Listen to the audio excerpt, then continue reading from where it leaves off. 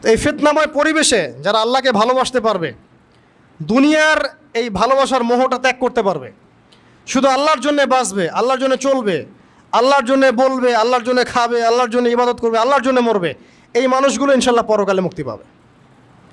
আর তাদের এই কাজটা করার জন্য আল্লাহ পাক একজনকে রোল মডেল দিয়ে দিয়েছেন। তিনি হচ্ছেন আমাদের প্রিয় নবী সাল্লাল্লাহু আলাইহি ওয়াসাল্লাম। মুহাম্মদ সাল্লাল্লাহু আলাইহি ওয়াসাল্লামের সকাল থেকে রাত পর্যন্ত যে সুন্নাহগুলো আছে, আমি গত একটা লেকচারে বলেছিলাম, একদম তাহাজ্জুদ থেকে শুরু করে নিয়ে আবার ঘুমানো পর্যন্ত এই সুন্নাহগুলো যদি আমরা নিয়ম করে করতে পারি, আল্লাহ আমাকে তৌফিক দান করুক সবার আগে, তারপরে আপনাদের সবাইকে। একটা বছর করতে পারলে আপনি আবিষ্কার করবেন আপনি নতুন মানুষে পরিণত হয়েছেন ইনশাআল্লাহ। এটাই একমাত্র পথ। রাতে আর্লি ঘুমানো, একটু তাহাজ্জুদে ওঠার চেষ্টা করা, 2 রাকাত 4 রাকাত নামাজ পড়া, ফজরটা জামাতে পড়া, ফজরের পরে জিকির আজগার করা, কোরআন তেলাওয়াত করা, পারলে ইশরাকের নামাজ পড়া, এরপর কাজে চলে যান, পড়াশোনা করেন, চাকরি করেন, ব্যবসা করেন, হালাল করেন, হারামে যান না, মানুষকে ঠকান না, দুর্নীতি করেন না। আল্লাহ সব দেখেন, আল্লাহ কনসিয়াসনেস। 5 ওয়াক্ত নামাজ, জোহর, আসর, মাগরিব সব টাইম টু টাইম পড়লেন। এর মাঝখানে আপনি দ্বীনি ইলম চর্চা করলেন, একটু তালিমে বসলেন, মসজিদে নামাজের পরে তালিমে বসলেন। আর কি, রাতের বেলা আর্লি বাসায় ফিরলেন, পরিবারকে সময় দিলেন, প্রত্যেকটা কাজ দোয়া পরে করলেন। হিসনুল মুসলিম বইটা কিনলেন, সেখানে সব দোয়া দেওয়া আছে। একটু জিকির করলেন, 2টা হাদিস পড়লেন, একটু কোরআন তেলাওয়াত করলেন। এগুলো করতে করতে দেখবেন দিনটা চলে যাবে। আর এখন তো দিন ঘন্টার মতো চলে যায়, কিয়ামতের আলামত। বছর যাবে মাসের মতো, মাস সপ্তাহের মতো, আর সপ্তাহ দিনের মতো। সময়ের বরকত আল্লাহ তুলে নেবেন।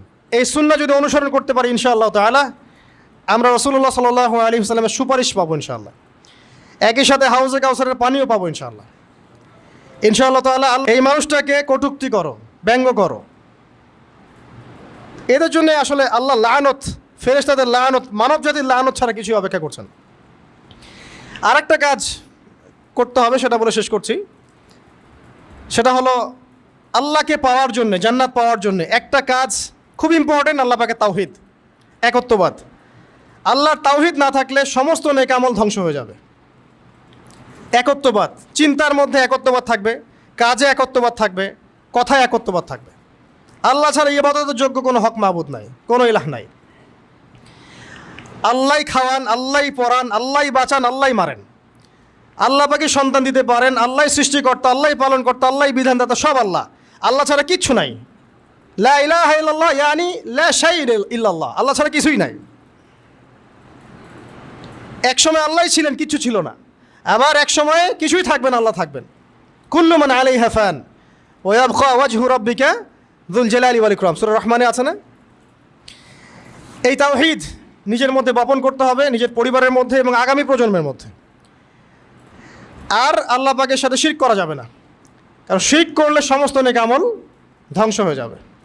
শিরক ছাড়া আল্লাহ সমস্ত গুনাহ মাফ করতে পারেন, শিরকের গুনাহ আল্লাহ পাক মাফ করবেন না যদি তওবা না করে মারা যায়। শিরক করলে হায়াতের মধ্যে বরকত কমে আসে, রিজিকে বরকত কমে আসে। আল্লাহ পাকের অভিশাপে তারা সকাল সন্ধ্যা করে।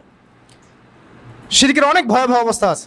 সবচেয়ে ভয়াবহ অবস্থা হচ্ছে আল্লাহ পাক শিরকের পাপ মাফ করেন না তওবা ছাড়া। আল্লাহ ছাড়া অন্য কারো জন্য নামাজ পড়লে শিরক হয়ে যায়। আল্লাহ ছাড়া লোক দেখানোর জন্যে ইবাদত করলে শিরক হয়ে যায়। আল্লাহ সন্তুষ্টি ছাড়া মানুষের সন্তুষ্টি কামনা করে দিনের কোনো কাজ করলে শিরক হয়ে যায়। দিনই ইলম পর্যন্ত দুনিয়ার স্বার্থে অর্জন করলে শিরক হয়ে যায়। আল্লাহ ছাড়া অন্য কারো জন্যে সেজদা করলে শিরক হয়ে যায়। আল্লাহ ছাড়া অন্য কারো নামে নজর মানত করলে, জবাই করলে, আল্লাহ ছাড়া অন্য কারো নামে কসম করলে শিরক হয়ে যায়।